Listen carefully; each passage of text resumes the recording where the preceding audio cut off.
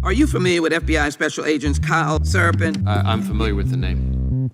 Is that yes? I'm familiar with the name. Familiar with the name. Familiar with the name. Let's bring in Kyle Seraphin. He's the FBI whistleblower who helped expose government censorship of our First Amendment rights.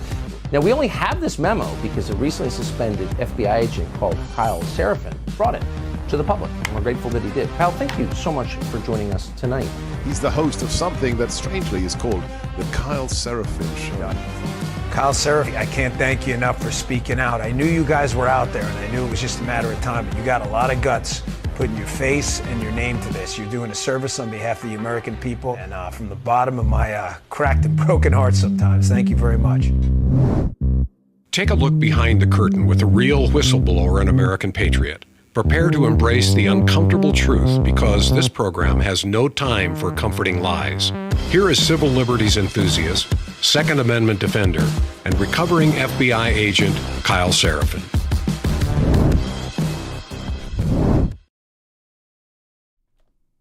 Well, hello, my friends. Welcome to the Kyle Seraphin Show. Today is Tuesday. It is September the 3rd.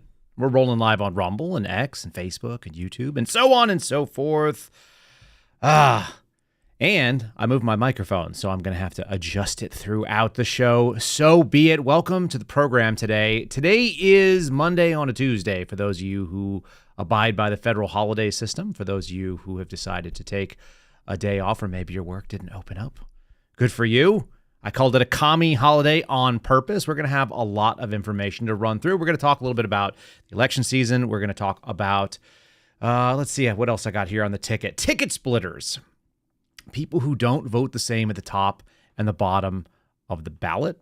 I think that'll be kind of fun. Let's see. We're going to talk about Tim Walz. There was this big to-do about something his brother said. I don't think it is the thing that people think it is.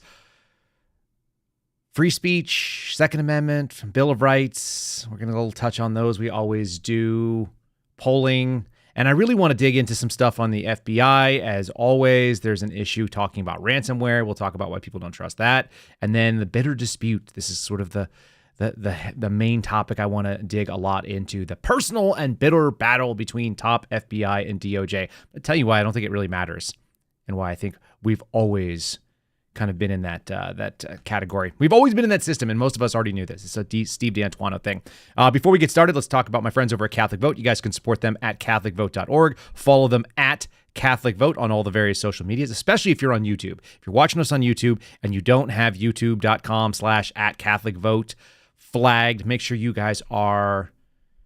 that you're subscribed there. You'll be happy you did. Good stuff coming out of there very soon. And just kind of behind the scenes, we've been working on a program that we're going to be putting out, and we've been doing a bunch of dry runs. So we've been making shows and scrapping them and making shows and scrapping them so that it's getting better and better each time. So when you guys first see it, it will not be garbage. I know we did Between the Lines for a little bit. You're going to see more content like that and also some longer form production with my friends at Catholic Vote. So make sure you're getting the loop as well at CatholicVote.org. Cannot say enough about how much I appreciate them. Also, one of the things I just saw on their social media, another church in France has burned, and it just shows the flaming wreckage of a Catholic church. I don't know why we find that every week or two. There's some beautiful structure that was built by people who cared about worshiping God being destroyed, but we keep seeing it. So yeah, it's a thing. All right, let's dig right into this. This is coming straight off the lead headline from CNN. Trump's hardline new quest to destroy Kamala Harris's momentum. Well, first you have to accept the premise that there is momentum for Kamala Harris, and the momentum is more than simply seeing that people were so saddened by Joe Biden existing that anything was better. Somebody was telling me something about like a moldy glass of milk. A spoiled milk will save your life if you're starving, but it's hard to get excited about. I think that's kind of where that excitement is for Kamala Harris. In any case, Stephen Collinson, who does the sort of analysis piece, he says Donald Trump is trying to crush the Democratic nominee Kamala Harris' persona. Her persona is pretty flexible. Could we agree? She kind of is whatever people need her to be at that moment. There's not a lot of substance there. She's kind of like a mean girl. I think she's kind of teenage grown up. And that's not the worst thing in the world necessarily. but it's not a very serious person to be involved in national politics. The great example of this, and this is what they're hoping to see, because we are going to see a debate supposedly here between Trump and Harris, and that's going to happen quite soon. And I guess they're hoping to see some of these moments. If you think that you can treat Donald Trump like a Mike Pence, I guess the joke's going to be on you. But also, who's cheering for this? When you put them back to back, the Mr. Vice President, I'm speaking moments, this little super clip of her talking should show you just kind of how cringeworthy of a human being she is. This was a planned discussion. This was a planned opportunity for her to kind of make points and show that she's a strong woman. But it just comes off as being teenage and obnoxious and sort of frustrating. I don't know how you're a man and find this interesting. I just don't. But I do want to play you the clip. This is the back-to-back Mr. Vice Presidents I'm speaking. It is a little bit hard to watch, but it's Tuesday. You guys already got an extra day off this week if you did. Otherwise, you're well into your week already. So here we go. Mr. Vice President, I'm speaking. I'm speaking. Mr. Vice President, I'm speaking. Well, wait. I'm speaking. It'd be important if you said the truth. Mr. Vice President, I'm speaking. I'm speaking. Okay. If you don't mind letting me finish, we can then have a conversation. Okay? Please. Okay. Non-answer. Trying to answer you The now. American people deserve a straight answer. I will not sit here and be lectured by the Vice President. I'm speaking. Yeah, I'm about to. I will not be lectured by the Vice President. She's speaking. Yeah, she's speaking.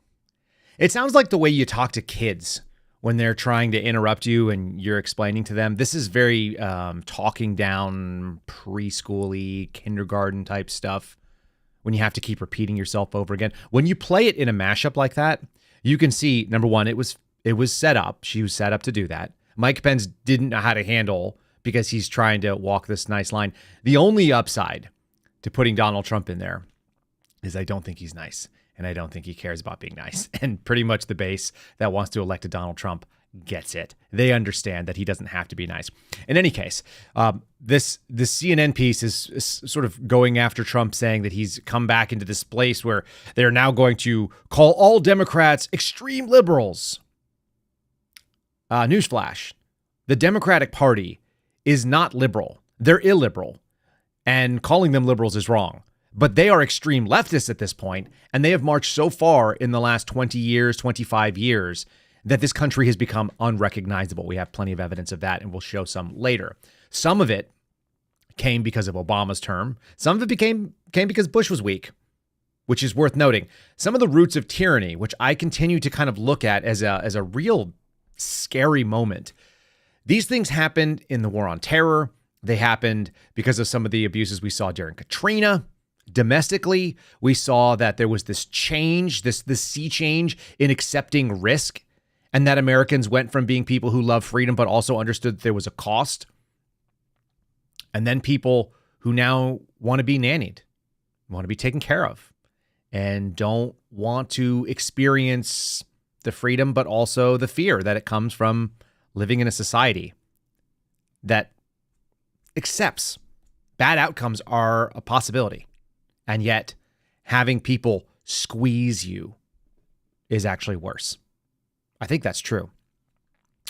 Apparently, this is Trump's desperation. That's why he's decided to be mean to Kamala. No, I think Donald Trump is just kind of mean. But he's also showed that he was much more disciplined. He was far more disciplined on the stage with Joe Biden than I would have expected him to be. I think most of us were pleasantly surprised with the fact that he let them, Joe kind of weave his own rope, throw it around his own neck, tie his own noose, and then hang there. Even though he could stand up, he just can't stand up because there was probably a wind or a sandbag or maybe some stairs in the way. And so it is effective. I would love to see Kamala Harris get cringy like this to herself and Donald just kind of sit there and be like, okay, you're speaking. Are you finished? I don't want to step on a lady's toes. I don't know who you're not the kind of lady that I'm used to, but how many underhanded BJ jokes are going to be popping up here in this debate? We should actually we'll try to do a live stream. I think we'll have some fun with this. In any case, branding her as an extreme liberal, again, not liberal, but leftist, I think it's fair play, especially when she's on stage with the race hustler Al Sharpton, who, by the way, looks like he is dying. He is absolutely awful looking. But this is an interesting, one of the wealthiest people in America. I think statistically that bears itself out. A guy who was a tax cheat, a guy who has basically made a living on, I'm not sure what skill set, but it's not even speaking because his speaking is bad. Here's Al Sharpton getting her to commit to reparations. You know, the thing where they take money from people who never owned slaves and give it to people who were never slaves. This whole concept of giving money for first-time home buyers, new generation first-time home buyers, giving money to illegal aliens, giving money to black people who didn't experience slavery but somehow have negative outcomes, even though there's some really amazing debunking done by showing that immigrants to this country who are also black do very, very well. Nigerians are incredibly successful coming into this country. A lot of West Africans come here and thrive. So you can't tell me it's about racism. And I don't know how the burden or the legacy of what your ancestors did. Like my grandfather served time in Leavenworth. He was a bootlegger and pushed back against federal government regulations, which probably should have never happened in the first place. You don't see that crushing me. I don't even know about it. I didn't even get to meet my grandfather. He died before I was born. So the argument that people who died before you were born that suffered some sort of trauma, and we are now even getting to the point where even the oldest members of our society don't remember a lot of the strong Southern racism that existed, and it's been widely called out. And the people who do remember, yeah, this is Joe Biden, guys who are friends with segregationists. Weird take. This woman, Kamala Harris, attacked Joe on stage and then was brought into the camp, and then there's been this fawning, nasty creature since then. Here's her little take on reparations. I'm going to show you some of these are not liberal positions. And her takes on free speech and guns are also going to be a problem, which we're going to show as well. But in the area of reparations for descendants of Africans enslaved, if you elected president, would you sign that bill if it came across your desk? When I am elected president, I will sign that bill.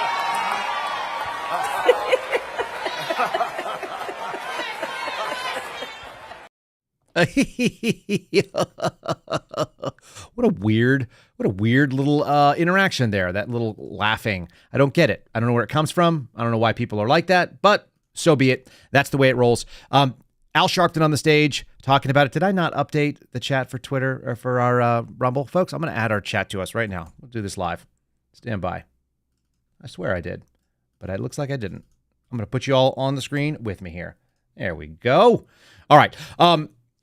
It confuses me a little bit. I know everybody kind of always says this thing, like when I'm elected president, you speak in like a positive way. You have to be aggressive about being positive to your supporters. But I also wonder how much of that is that moment where we're all talking about whether or not we're actually going to have an election.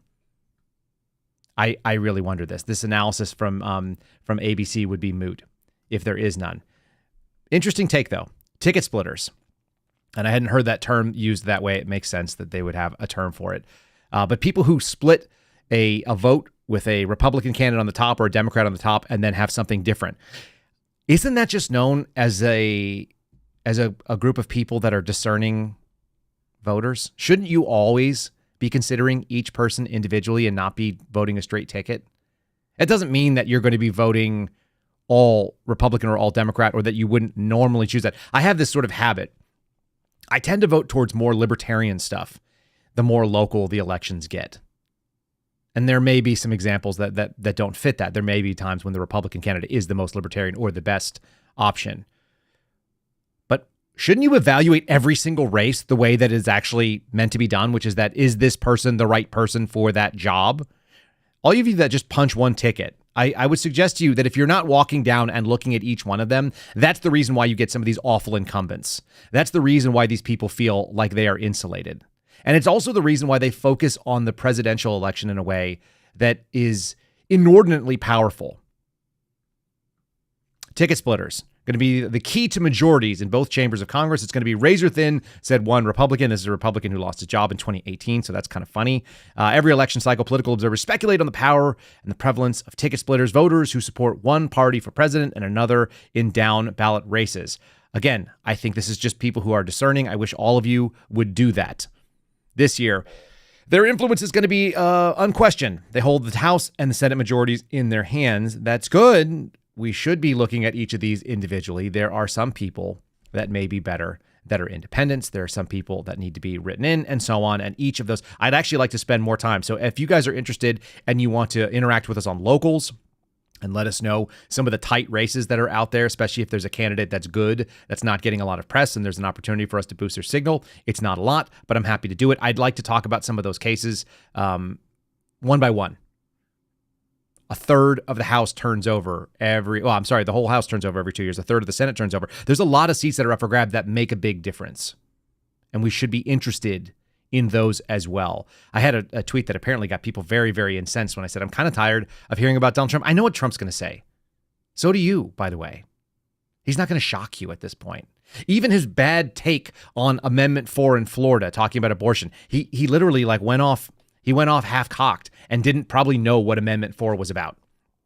And then you push him, and the pro-life organizations rally behind the thing, and they're like, yo, dude, you can't do this. You're going to lose all of our support. We can't support you on this because this is one of our core issues. And then he goes, oh yeah, I'm going to vote no on that. I just think that 6 weeks is too short of a time. I'm tired of seeing Donald Trump try to placate people in the middle that are already not going to vote for him. Like, nobody that is big on abortion where that's high on their list, in the same way that nobody's going to be like, I'm really, really anti-gun control. It's my biggest single issue, but I'm going to go out there and support Kamala Harris because I don't like Donald. Nobody is thinking that. And I'm going to show you some evidence why. If there's anybody that's on the fence that is in your circle that's like, look, I'm a pretty big gun person, but also I think Trump is not that pro-gun. Trump does not go door-to-door confiscation. So we're gonna work that sort of argument up in just a little bit here. In any case, the influential but dwindling tribe of voters who are willing to split their ticket is particularly uncommon in a November that is so polarized. This is what this whole article is basically talking about. And I would like to see it become more common. I would like more people to consider that you should be thinking about each candidate individually. It is your responsibility as a voter. It really is. So get out there and make informed decisions on these choices. Stop just assuming that a party has your interest. You can't simultaneously be claiming that there is a uniparty, but then also that you want to vote for half of that uniparty and think that you're going to get different results. This is insanity, and we are living in that insanity. I want to tell you this that popped up because it came out over the weekend, and this was probably late Friday. A nonsense story. Regardless of how excited you are about this kind of stuff, Tim Walz's older brother is 100% opposed to all of his ideology and believes the VP hopeful is not the type of character who should make these decisions about the U.S.'s future. This is an exclusive coming out of the New York Post, written by John Levine. I heard, or I read the email exchange that they published and what it said, and can we just be real? There are members of every family. This is the same. If you want to put any weight on this, then you also have to put weight on the Kennedy family saying that RFK Jr. is a really bad person. You can always find family conflict, and when it gets into politics, it probably should remain behind the scenes. I guarantee you could ask two of my brothers, probably at least two of my brothers, and they would vehemently oppose any of my politics. Turns out, though, they don't have any kids, so it doesn't really matter what they think because they have no skin in the future. Our votes can cancel each other out here in Texas. The fact of the matter is that somebody's brother, that is one little look, but it's more important to look at the entire record and sort of the insanity that Tim Walz has been pushing and the way that his state performed. That is far more illuminative than something that his brother said. So seeing people getting kind of amped up about finding a family member that's in conflict, I don't think it's a good look, and I don't think it actually is very effective. I want to talk about the sort of crushing of freedom and the sort of the tyrannical leftism, which is not liberal. And that's going to be where I want to put a couple of moments here. I've got a couple of interesting clips, things that I hadn't heard about. Then we're going to play the Kamala chameleon bit, and we'll drive it home with some interesting things. The actual policies, the fruits of these policies that they have pushed, they're already starting to really take root, and we can see them. For those of us that worked in law enforcement and worked against illegal gangs, what they call transnational organized crime that came across the border. If you've worked in that sphere and you kind of know how bad things can be, I think a lot of America is getting a taste now of what we saw behind the scenes and kind of kept at bay doing law enforcement. I worked against MS-13 groups. I've been on multiple arrest operations, especially ones where we had top 10 fugitives. They'd come from one state. They would have, one of them killed a couple of federal informants.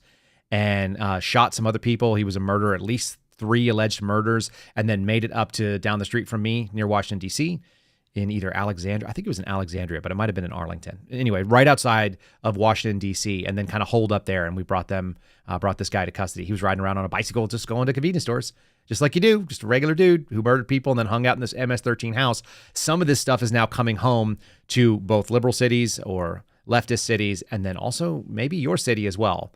So we'll play a little taste of it. Colorado got it. That was last week. This week it's Chicago. So we'll touch all those. Before we get into that, let's do Patriot Coolers. My friends over there, they're in kind of a rough city. They're in Houston. This is my 19-ounce black coffee mug. It's got stickers on it because I didn't get this one engraved, although I do have some that are engraved. Patriot Coolers is the website with an S on the end, patriotcoolers.com. patriotcoolers.com. Go and check those out. I use all their stuff all the time. Like it's kind of shocking. We went to Costco over the weekend. I used the 50 quart. You can use promo code Kyle. That'll save you 10% if you decide to make an order over there. KYLE, 10% off, $50 or more is free shipping. Yeah, we use the 50 quart. I use their soft-sided coolers, which we kind of like take with us. My wife has been making yogurt, so she'll like take the yogurt has to stay at a certain temperature. It's a great insulator, so she slides that sucker in, and it just sits out on the kitchen island. And then we used all the tumblers left and right. My kids are just a little bit too young because they need straws still, I think, for their cups. But we're about to have like nothing but Patriot Coolers in the house. If you guys want to join sort of this revolution, pushing back against the Yetis and the Stanleys and all that kind of stuff, patriotcoolers.com. Check them out. They're my friends, and they're good people. And they ship really fast. You guys are going to be blown away how fast they ship. I finally got rid of my last box from them too, by the way, which is kind of funny. Okay, this I think is actually the real threat here. And I hope that Donald Trump kind of hones in on the fear that these people have, Kamala Harris and Tim Walz, from actually engaging the press in an honest way. And this came out of Catholic Votes Loop today, so if you haven't seen it, definitely check it out. This is an article coming from the Daily Caller News Foundation, written by Haley Gomez. The Harris campaign appears to selectively bar reporters from campaign coverage. Isn't this the same group that was telling us democracy dies in darkness, and that if you're not speaking to the press, and if you're not being polite and respectful and allowing the press to do their job, then you're basically this like fascist tyrant? You're a Nazi, you're all the things they would accuse Donald Trump of being, right? The Walz campaign, the Harris-Walz campaign, has been denying reporters and photographers from the Pittsburgh Post-Gazette access to their campaign events because they apparently have some labor action happening within the company. So it's not based on their fear of them having some sort of question. It's this BS standing with labor attitude. And they're a private business and they're allowed to have it. And the way that labor disputes are supposed to happen is that the management's supposed to have one position and the unions are going to have another. And then they sort of like duke it out and they come up with a solution and the federal government doesn't need to get involved. And if there's a strike where we don't get the Pittsburgh Post-Gazette in the United States of America in 2024, I think we're going to be all right. I think we are. But maybe that's why this pandering nonsense comes out. If anybody can tell me, let me go to the chat real quick. If anybody can tell me what this accent is, I would very much like to know. And I also would get a big kick out of a transcription of this because the clip, I wrote, "You better thank a union member." Listen to the words she says. This is Kamala Harris doing a Labor Day push in support of unions. And I guess that's why they're not letting some people. It's not just that. They will just walk away from questions they don't like, which is something we've seen from Joe Biden as well. This is something they learned really well. It's like, okay, we just walk away. The press is not going to hold us to account. If one member of the press is ignored, no big deal, as long as our story gets out and we run the talking points. Anyway, tell me what this accent is. What exactly is she trying to emulate with this chameleon routine? You better thank a union member for sick leave. You better thank a union member for paid leave. You better thank a union member for vacation time.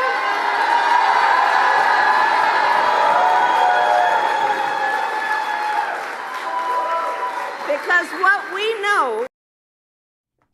what we don't know is what that was. I was born outside of San Francisco, which is where she kind of grew up in the East Bay. I don't recognize that accent from people that I knew then or that I've known since then. I actually moved back to San Francisco when I got out of college. I don't recall hearing that accent out in the Bay. So I don't know what that is. I was stationed in Mississippi for a little while. I grew up in Texas. I don't recognize it from there. My folks used to live in Florida, what they used to call Southern Georgia, because they were in North Florida. What in the world is that? I'm going to play it one more time. I actually want to know. Somebody give me a real. It's not Boston. It's definitely not Al Sharpton. I think you guys are all wrong. It might be a retarded accent. That's certainly possible. If you're new to the show, we like to use the word retarded, not because we're talking about people who are mentally handicapped, but because we're talking about people that are doing retardation appropriation. And maybe that's what Kamala's doing. Maybe she's appropriating what she thinks people who are mentally handicapped sound like, in which case she is retarded. Here we go. You better thank a union member for sick leave. You better thank a union member for paid leave. You better thank a union member for vacation time. I'm not going to thank a union member at all, whatever that is.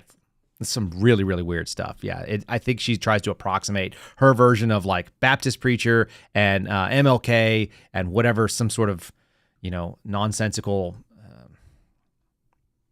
this sort of like evangelical wannabe thing. It's kind of interesting coming from a godless, childless cat lady who's 60 but acts like a teenager. Some of you guys like the idea of it being a retarded account. I don't know. I just don't. She doesn't seem to have a lot of people that are getting behind her. She doesn't seem to have real people, because how do you listen to that and go like, okay, yeah, that totally represents me.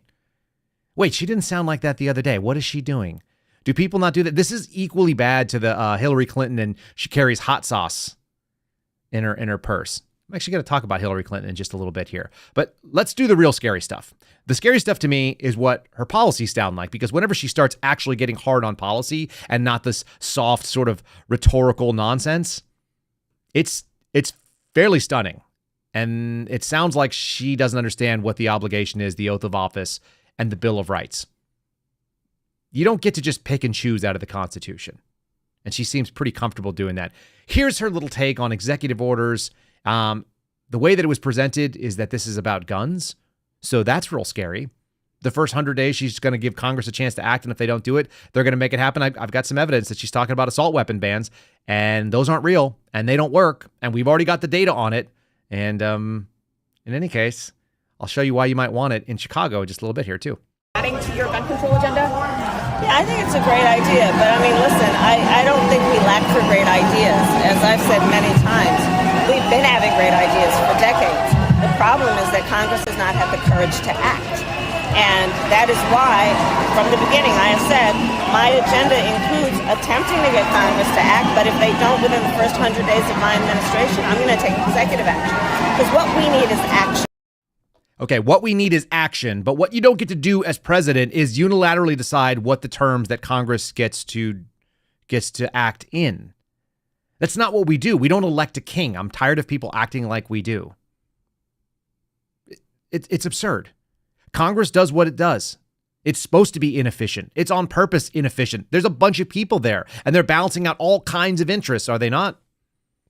We've got a huge number of people that are going to debate and eventually give us some mediocre solution, hopefully almost no solutions. There's a reason why my official position continues to be no one for speaker. And I think I've been borne out correct, because Mike Johnson's pretty weak. We don't hear a lot about him. But Mike Johnson, meh. If we didn't have Mike Johnson, we wouldn't have gotten some of these awful spending bills.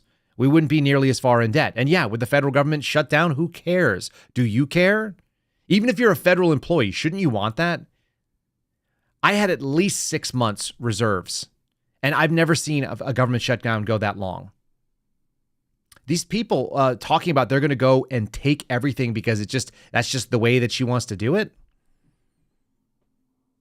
What on earth? How about this one? These are the weapons of war. This looks modern to me. This looks like she just said this. I know this is her position because she's continually said it. She said she wants to get rid of assault weapons, this made up, group of features on a firearm, which I have them hanging on my walls, and I have them in my safe, and I have them in my closets, I carry them in my minivan. When I was in Virginia, they defined assault weapon as any weapon system that would take a magazine that had higher than, I think, 20 rounds, which is every semi-automatic pistol, by the way. You can put like a drum mag in a 1911 handgun. Did you know that? You can buy a drum mag for almost anything. You can put it in a Glock. You can put it in a SIG. You can put it in an FN. You can put it in a Smith & Wesson M&P.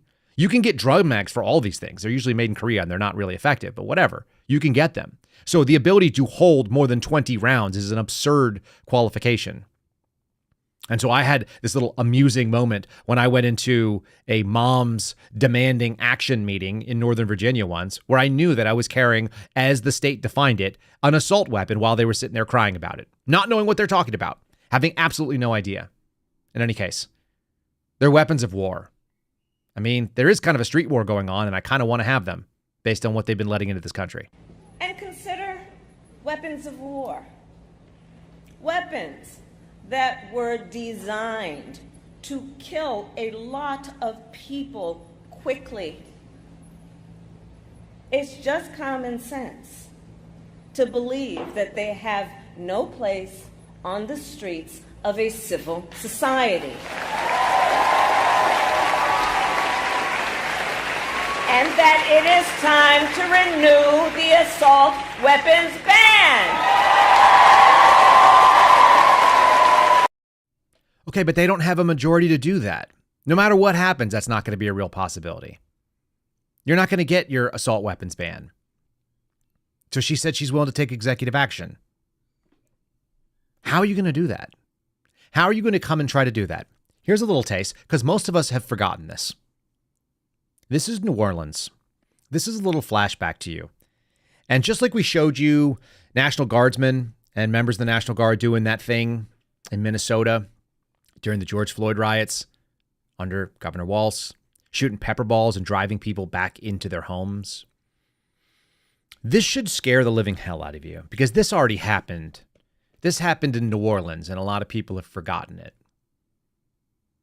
What happened? Listen to the end, okay? This is kind of a longer clip. The end of it is why I'm playing this for you. The beginning of it is just setting the stage. You're going to see a bunch of National Guardsmen kicking down doors in people's houses that are yelling police, whether they're part of the police or not. I don't know what legal authorities they were able to operate. I've talked to people who said they were there doing some of these things, and it's very unsettling. The end of it is what makes me the most uncomfortable, particularly now, especially as we start looking down. What happens if there is no election? What happens if civil unrest just takes over? And I'm going to show you some polling that says a lot of people that support Donald Trump don't see this going fairly. This was all decided, by the way, these confiscations, they were all decided in a lawsuit. The NRA, actually, back when it used to do some things, won the lawsuit and got the guns given back. But what authorities did they think that they were going to be using these? I don't see anywhere where they say that you can suspend God-given rights. Today in New Orleans, they got a lot tougher on the holdouts. Police department, anyone home? Not only the flooded areas, but New Orleans' driest and wealthiest neighborhoods, too. Police department! The police and National Guard going street by street, house to house. We need to make sure, too, that whenever we knock on doors, people refuse to leave. We need to make note, call it in. They say there are no orders to use force, just strong persuasion, sometimes entering open houses with guns drawn, and instructions to disarm anyone inside. You said guns will be taken? No one will be able to be armed. We will take all weapons. That happened today in this wealthy neighborhood where homeowners had armed themselves to protect their mansions.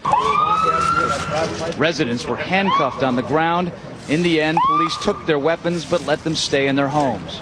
They were a little bit threatened because our weapons were bigger than their weapons. For many of the police and guard troops, it is an uncomfortable job to do this in an American city. Yeah, you never expect to do this in your own country. Chris Montgomery says he'd rather be in Iraq than patrolling American neighborhoods. Walking up and down these streets, you don't want to think about the stuff that you're going to have to do if somebody pops around the corner. Be shooting an American. Yeah. Yeah, you're going to shoot an American. 2005, Katrina, gun confiscations, going door to door, kicking through the doors. Anybody think that they wouldn't do that again? That if your National Guard in your state got called up to go do that? I watched them do a lockdown in Washington, D.C. for Joe Biden's inauguration. They shut down everyone's right of movement and everyone's ability to freely move around to their own homes. You had to come in with a checkpoint and be evaluated by some third-party government. Do you know why the government doesn't get in and decide what's good speech, doesn't decide what's a good religion, doesn't decide what is and what is not acceptable? Because then it's in the business of adjudicating what is and what is not good and bad. It is in a moral business. It's the problem with the original story about the radical Catholics being targeted by the FBI. How dare the FBI decide to adjudicate who is and who is not a good Catholic? That's none of their damn business. That's the Catholic Church business. It's those of us who go to Mass's business, but we don't have any legal authority, and neither does the government. When I spoke with Ron Coleman, he said the assumption is that when you declare in a religion, the assumption is that you are being genuine and honest and forthright, and that your religion is in fact a religion. That's the default position in the courts, because the court doesn't want to set up a litmus test for what any religion is. It's the same for speech, by the way, and it should be the same for speech. That's why there's no such thing as hate speech.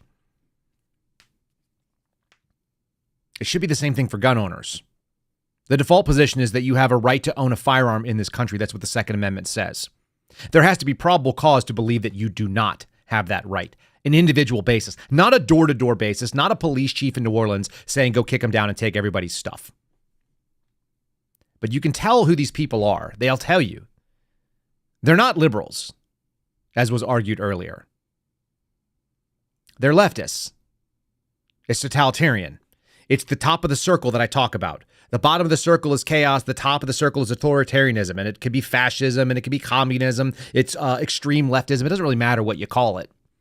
The thing that happens at the top is you have no rights. The thing that happens at the bottom is you have all the rights, but there's also like a lot of danger because there's no order. Speech is apparently a privilege too. Kamala Harris saying this to Jake Tapper.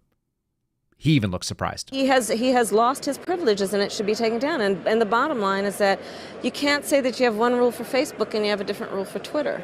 The same rule has to apply, which is that there has to be a responsibility that is placed on these social media sites to understand their power. They are directly speaking to millions and millions of people without any level of oversight or regulation. And that has to stop. He has lost. Welcome to America, Kamala Harris, who wants to lead America, who wants to be elected to the top job in the United States. Did you see Jake Tapper, by the way? His little shrug there with his hands. He's like, bro, like, are you saying this out loud on television?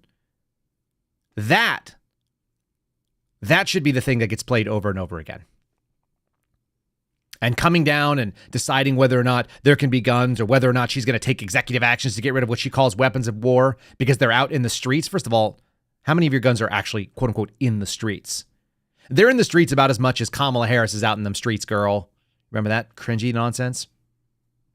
They've decided who they're going to bring out. They're deciding who is going to have access. They're going to decide who are the good Americans and who the bad Americans are. And they're telling you this up front. And this idea that they're going to just shy away from certain people because of their labor campaign. That's just one of many. All right. I wanted to show it. I wanted to share it. How about this one? You can't ask certain questions. They do run away from them. This is Tim Walz just waltzing away. There needs to be a T in his name. I really want it to be there. He's waltzing away from a question about the hostages in Gaza because we had some hostages revealed that they were killed. 6 hostages from Israel killed in Gaza. It's a totally reasonable question for someone who's running for one of the top foreign policy jobs in the country. He just turns. Now, maybe he didn't hear it. So you guys decide. Check out the clip. What's your reaction to the 6 hostages being found in Gaza? All right. Thanks, everybody. Yay! And he's out. Now, look, I don't know if he didn't hear it or if he did hear it. I do know that the guy says things and he lies on a pretty frequent basis, and he has no problem fudging the truth. So saying that he didn't hear it, now we can't believe him because he says things that are obviously untrue, and then he blames it on grammar. I want to play this one as well. This is that whole thing about, these clips keep emerging. He said, I want people to judge me on my record and 40 years of it. That's what we played in that interview from last week. Let's just judge him on his interview. Does this sound like he said he was in Afghanistan? I cannot imagine doing that. As someone who didn't deploy, even if I had deployed to like Italy, like I have a hard time that the FBI used to call what we did deployments. I would TDY around the country to do counterterrorism cases, but they would refer to them as deployments. I guess because people in the Bureau always wanted to feel like they were in the military. A lot of people did. That's what they thought. That was their service. I don't know. I just cannot fathom stepping out into a place and saying that I was somewhere that I knew I wasn't. So casually, so flippantly. If they can lie to you like this, what else would they lie about? And again, they got no problem running away from a question, and they don't get held accountable. So this has to be played just because you have to hear it. When I talk to my constituents in southern Minnesota, and I don't care if they're Republican, Independent, Democrat, it doesn't matter to them. When I tell them, when I was in Afghanistan, you know what our troops were worried about? They were worried about their family's health care, and they were worried about their pensions. I said, do you think that's really what you want them to be worrying about? When their friends and colleagues are being shot on a daily basis, and yet at the end of the day, they have to worry about that. Okay, you know what I think? I think that people in southern Minnesota will like their guns, and you should stay away from them. That's what I think. That's just what I know from dealing with people. I know some people who not only own guns, but own gun stores there. I got to meet some really neat people at SHOT Show 2022. So he's just glossing over the truth. Is that a grammatical error? No, that's a lie. It's just a lie. That's not bad grammar. Let's do a couple of FBI stories, and then we'll kind of wrap up with like the results of this. Oh, before we do, 2/3 of Americans say that Trump is unprepared to accept the election results. I think that's very interesting. This was an article I had flagged from last week, and I wanted to share it with you guys today. Most particularly, let's do the actual graph. This is the center of that whole piece. It's reporting by ABC News. This graph, what you're seeing on the screen, are 3 different sections. What the person responded about themselves, what they believe about Kamala Harris, and what they believe about Donald Trump. Okay? And it breaks down as follows. 81% of Americans say that regardless of which candidate they support, they're prepared to accept the outcome of the election. So as you see, 81%, the big blue line closest to me, that's yourself. Basically, what is that? 4 out of 5 people say that they will accept the results of the elections. Yeah, we know. We saw 2020. We saw what happened during the COVID stuff. People are willing to accept whatever they're told. They'll just do what they're told. There's 1 in 5 people that will not, give or take. 68%, they think 68% of people think that Kamala Harris will accept the outcomes of the elections. A little bit more than 2 in 3. And basically 1 in 3 says that she won't. And then it's the exact opposite. About 1 in 3 says Donald Trump will accept the results. And 2/3 said Donald Trump will not accept the results of the election. This pretty strongly paints the belief that 2/3 of people think that Kamala Harris is winning and Donald Trump's not taking it, at least of the people that were polled. And everybody's sort of okay with that. I don't feel good about that kind of outcome. I don't feel good about it because we know that our federal government has decided to weigh in on ways, and they're not being taken seriously, even though they are really dangerous. Quick little story here. This one comes from Forbes. I started reading through it, and I realized that it just didn't really matter that much to me. The FBI urges urgent ransomware attacks. And they warn, these are 3 things that you can do now. The 3 things are how to handle your passwords and what you should do. You should install updates for operating systems and software and firmware as soon as they're released. I understand why that is because I used to work with people who were in the cybersecurity world. So you're always trying to find the updates because they're trying to find these 0-day exploits, and then they're trying to update the holes and stuff. And that's fine. I didn't used to do updates, and now I generally do. Not on my work computer as much because I need to make sure I have it up and running. They want you to do phishing resistant. They want you to do all the things that your corporate IT tells you to handle. And then lastly, they want you to educate and recognize and report. Well, you're reporting it to what? IC3? The FBI? I can tell you they don't do anything. I don't even know where that stuff goes, but we used to send it off and we'd never get any results. Half the time, the FBI was trying to phish us to see if we would actually click on their phishing. It's like, stop sending me crap. Stop sending me garbage. So I don't think people are taking these warnings as seriously. What we should take the warnings is that they're going to go out there and they said they're going to meddle in the elections by trying to secure them from the very, very evil. Well, this is them also trying to secure elections, except they were trying to secure it for Joe Biden. And this is the story I want to focus in on. Before we do that, let's go ahead and say things are getting kind of koofy out there. ShieldArms.com is a website you can go and check. If you are carrying a Glock 43, a 43X, a 48, you need to visit my friends over at Shield Arms and upgrade your capacity. You can put up to 50% more rounds in the same magazine, the same flush fit. I carry their mags every single day. I feel very confident that they will do a great job of feeding magazine. They actually failed an FBI test, apparently, which was that some 200-pound guy jumped on him with boots and a round fell out. Like, who cares? Outstanding company, really good people. They're 4-shooters, they're buy-shooters. You save 5% site-wide if you use my promo code, which is KYLE. If you're looking for one of their ARs, they make folding and non-folding in 5.56. They make them in 9mm as well. Check them out. You guys, they make a really good stuff. There are very few companies that I'll say carte blanche that I would stand behind. And the stuff that I have from them is really, really good. Same story with Geisley Automatics, by the way, who doesn't give us any money, but I carry their stuff. I'd go to war with that in a heartbeat. All right, let's talk about this, because this is crazy. We're now seeing a new book, which was written, they actually screwed up the hyperlink. This guy named Dave Rohde. Where tyranny begins, the Justice Department, the FBI, and the war on democracy. It's an anti-Trump book, and this story is inside the bitter personal battle between top FBI and DOJ officials over Mar-a-Lago. It all comes back to this, does it not? It keeps coming back to this raid, because the minute the FBI set foot down in Florida and decided to field what we believe were HRT tactical teams and the Miami SWAT team to go and do a search warrant at the Mar-a-Lago residence of a former president over some documents, the game changed dramatically. And I knew that they weren't going to give him a fair shake. And the odds of him going to jail was very high. And they continued to be higher and higher. The first interview I did, now going back 2 years, it was at the end of September in 2022. I've lost friends over this raid. There are people that were on this raid that will not speak to me because of the way that I characterized it. We've referred to them inside my little friend group of guys I went to the academy with, guys whose weddings I've gone to, like real friends, not like people you saw at work and said hi to. One of these guys, I saved his life. I made a medical call that he almost died, and I dropped him in an emergency room and sat there with him overnight the day before we graduated. He had to graduate on his own. Jim Comey came down and gave him a graduation all by himself, which was actually a really solid move on Jim Comey's part. This story continues to be the story. And when historians look back and see what happened in 2024, they will look at this situation from August 1st, this meeting that took place between DOJ and FBI, and the absolute cowardice displayed by those in the FBI who took orders from people, even though those people weren't going to go do it themselves. The answer should have been, if you want to do a search warrant, arm your freaking attorneys and send them in, because we're not doing it. It's going to destroy our credibility. And it's why 50% of America looks at the FBI as an enemy. And it always was. Steve D'Antuono was the assistant. He was the assistant director in charge of the Washington field office. He is no friend of the Suspendables. He's a coward. He's upset about being characterized as a coward, even though he acted like a coward.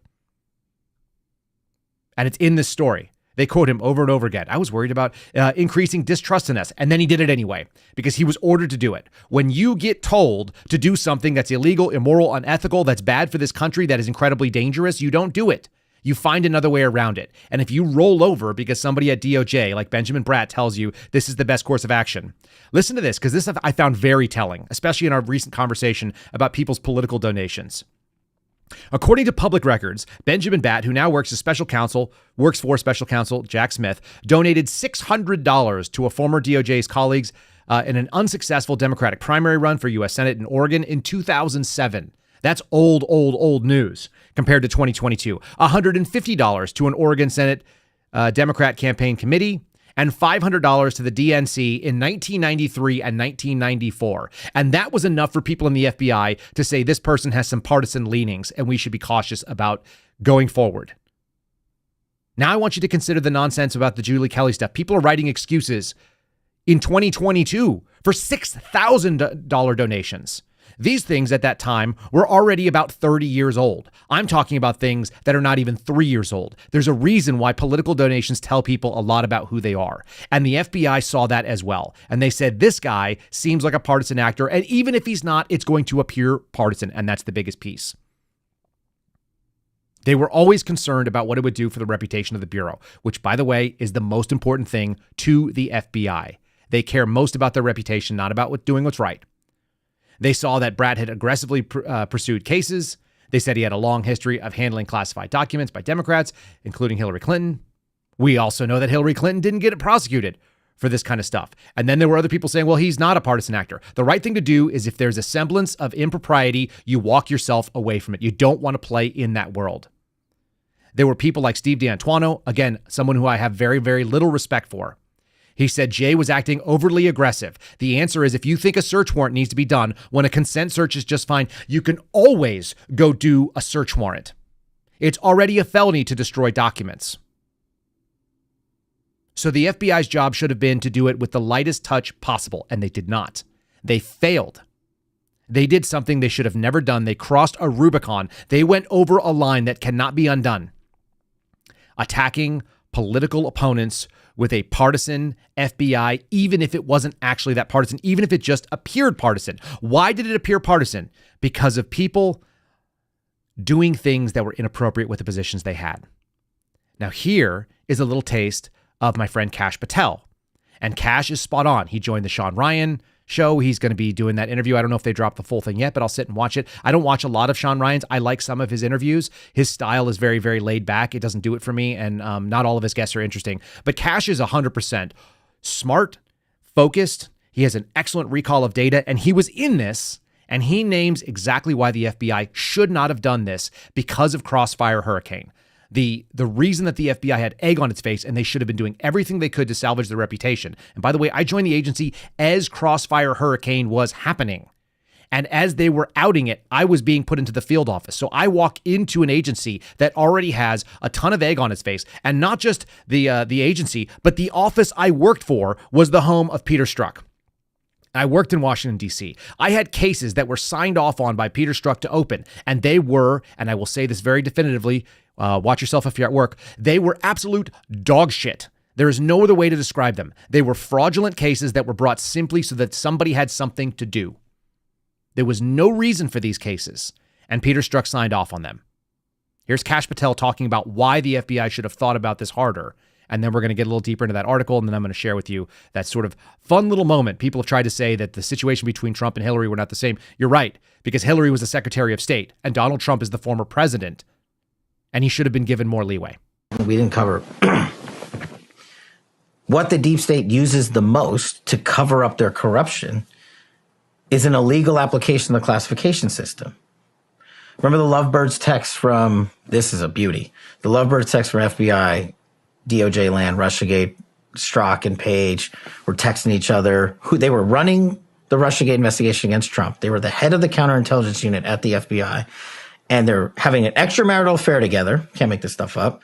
They're sending each other texts about how much they hate Trump and are going to create an insurance policy to stop Trump.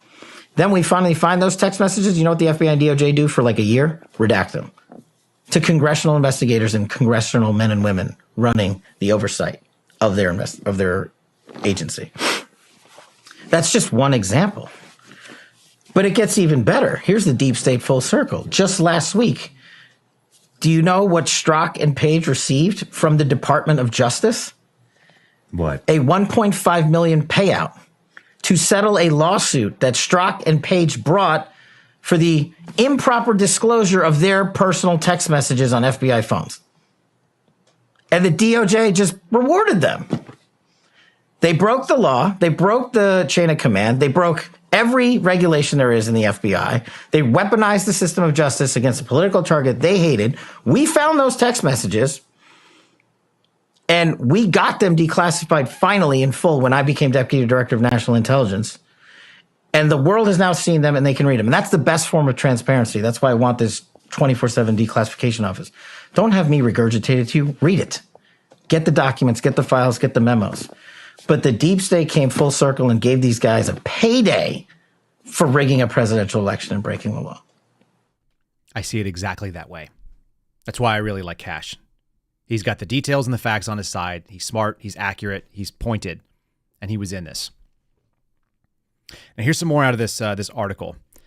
They talk about how the agents were dressed in polo shirts and khakis and not raid jackets. I've never been on a search warrant and wore a raid jacket. I went on dozens and dozens and dozens of search warrants. I went on dozens of them a year for 6 years, and I didn't wear a raid jacket. My raid jacket that I had was one of the vintage ones from the 70s. It was still made in America. Maybe it was the 80s. I found it in our office, and I left it hanging on my desk because it was really cool. I think I still have it somewhere.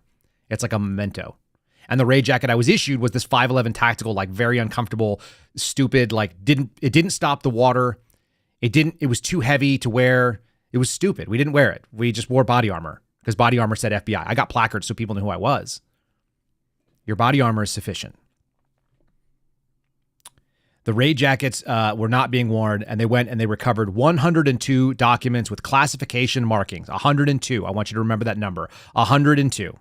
And then they did the stage photographs and so on. And there are some perfectly reasonable explanations for why they did that. There are not explanations why they leaked it to the media. Do you see how two things can be true at once? When you're doing an inventory of what you have in a box, you might lay them all out and say, okay, these are all the things that are going to be in this box.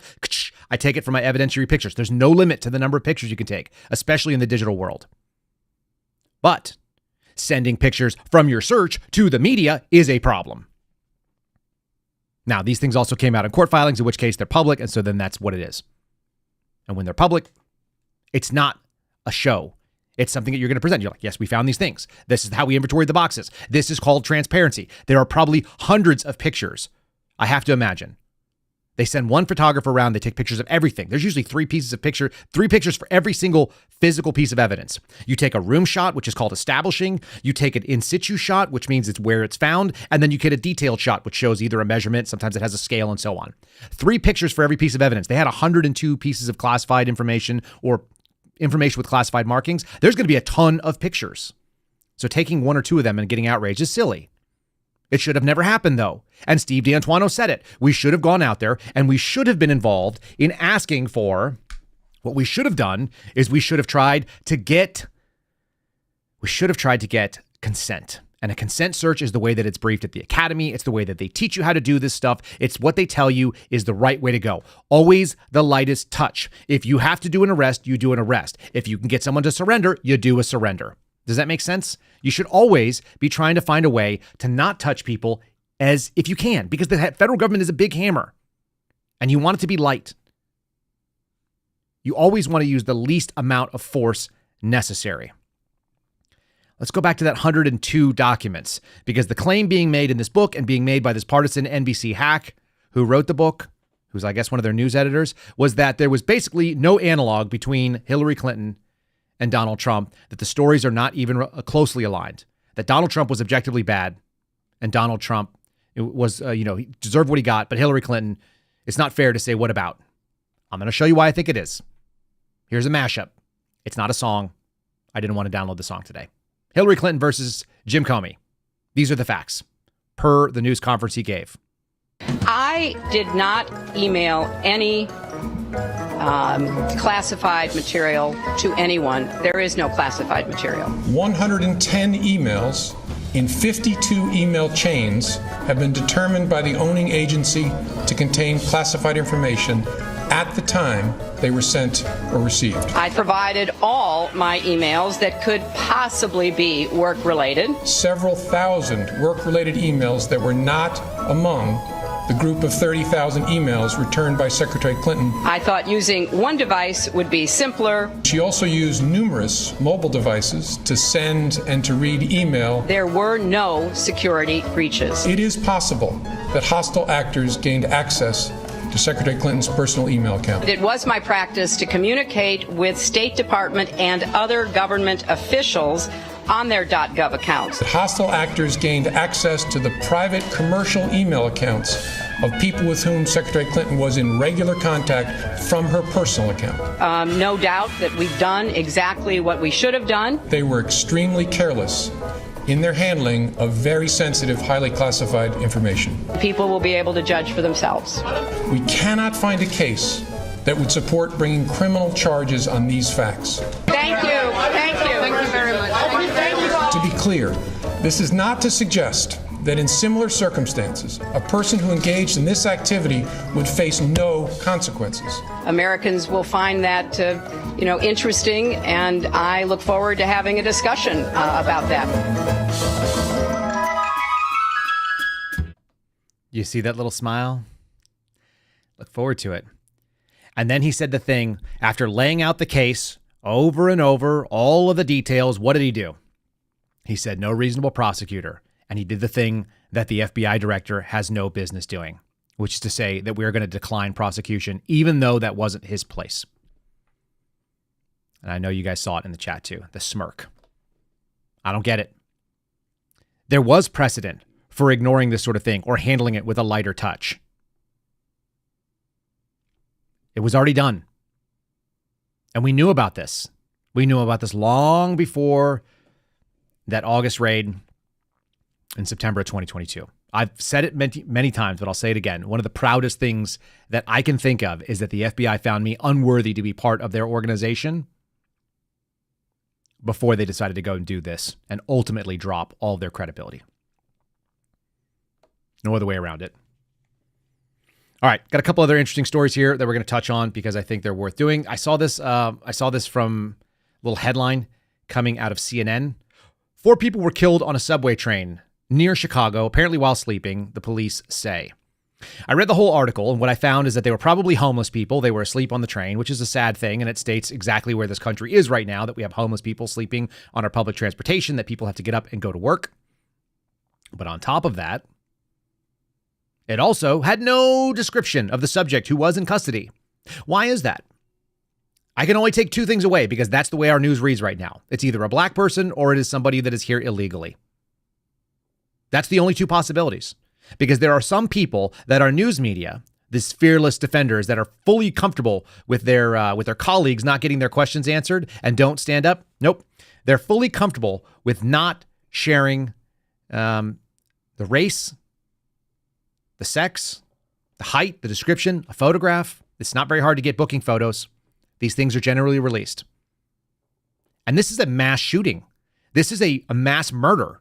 4 people shot and killed on public transportation should involve outrage by people that are in the political left. Don't they hate guns being used to kill people that are innocently laying there and sleeping? Aren't homeless people part of their very important special society?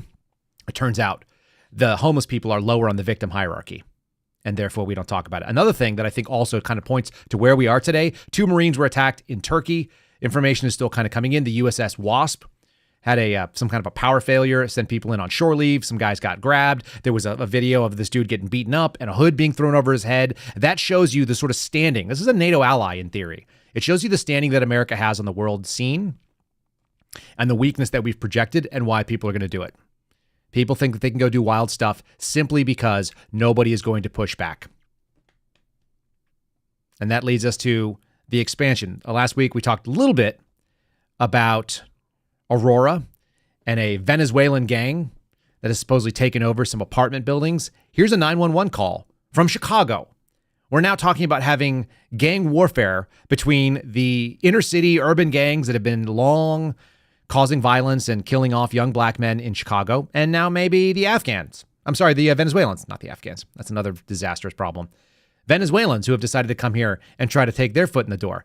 When you show weakness on a law enforcement level, when you show weakness in your society, when you permit lawlessness, you're going to get lawlessness. And it's going to look like this. Here's a little taste. There's some dead gaps in this. That's just the way that 911 dispatch sounds if you've never listened to a police scanner. Here's your first chance, I guess. Unit 10-3, I'm citywide person with a gun, 6124 South King Drive. Caller says 32 Venezuelans are trespassing the building, showing guns in the courtyard, and they have motorcycles in the courtyard as well. While they're filled, nothing further, zone clear.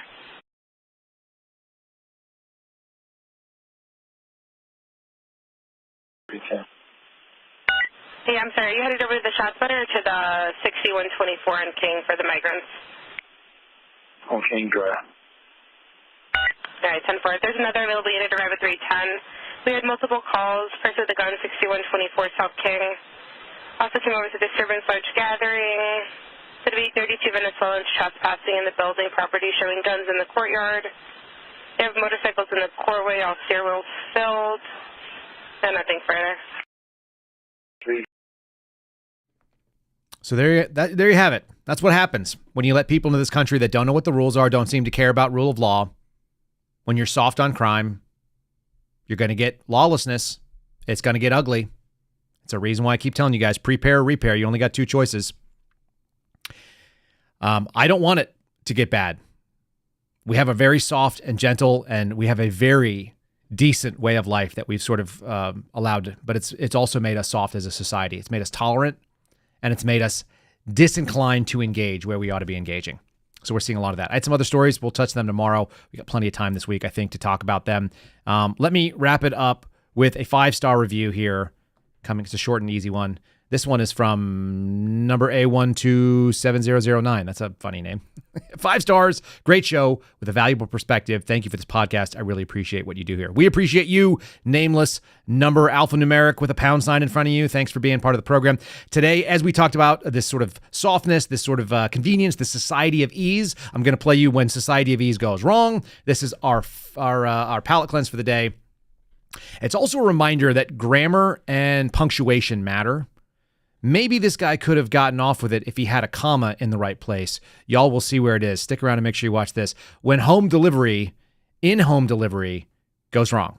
Extremely intoxicated delivery driver making headlines as this video shows him casually driving on the sidewalk, then later crashing his van in someone's house. The driver was demanding for his keys back before he was arrested, claiming to be exempt from drunk driving with a drunk driving certificate that was a piece of paper that read, "I can drive lit gang." Then 15 minutes after I got there, the motherfucker decided to give him an in-home delivery. The police found 16 empty beer cans in the van. Oh no, I can drive lit gang. There needs to be a comma between the lit and the gang, and then people would know that you were talking to everyone else. Don't drive drunk. Don't drive with 16 beers. Watch out for those Amazon delivery drivers. They're under a lot of stress to try to do their job. They shouldn't be drinking and driving. We actually saw a guy who was a legit terrorist subject that was driving for Amazon. So just being safe, be cautious. Make sure you guys are following us over on Locals. It's KyleSerafin.com. If you guys want to send, or if you want to sign up for the annual subscription, you can do that. It'll take you right to the landing page where you need to be, and then click on the Locals icon, and you will be right there in the community. Thanks for joining us over there. Thanks for joining us for the program. Make sure you like, share, subscribe, etc., etc. We will see you guys again tomorrow. And I hope you have a good shortened week as we get started off here. We'll see you again tomorrow. God bless. Thanks for listening to The Kyle Seraphin Show, streamed live weekdays on rumble.com/Kyle Seraphin. Follow Kyle on Twitter, Truth Social, and Instagram @Kyle Seraphin.